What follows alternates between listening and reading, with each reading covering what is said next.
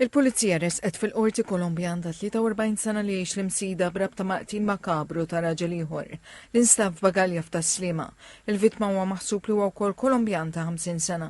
Andres Leonardo Gamboa Duran kien akkużat quddiem il-Maġistrat Marsan Farrugia bi promozzjoni ta' organizzazzjoni kriminali, possess aggravato, traffikar ta' droga, assoċjazzjoni biex tiġi traffikata droga, ħasil ta' flus, leħeba l-katavru u li prova jaħbi traċċi ta' delitt.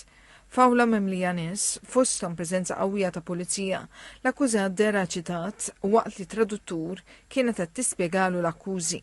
Il-prosekuzzjoni spjegat kif kien fid-9 ta' Deċembru li daħal rapport li ntlemħed bagalja fil-baħar minn tfal li kienu fuq pedal boat. Il-bagalja nġarret lejn l-art, xi barranin fetħuha fejn sabu fdalijiet imbiċċrin ta' bniedem. Wara rapport li l-Pulizija l-bagalja nġabret minn fuq il-post u tieħdet fil-kamra mortwarja fejn instab li l-idejn u saqajn tal-vittma kienu maqtuajn u mdefsa fil-bagalja. Il-prosekuzzjoni żiedet l-investigazzjoni stabbiliet li bagalja u Mannara kienu nxtraw minn ħanut San Ġwan.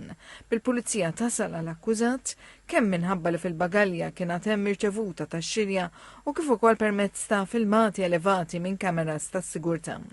Żdettajt li fl-interrogazzjoni l-akkużat ammetta l-involviment tiegħu brabta ma' din is-sejba.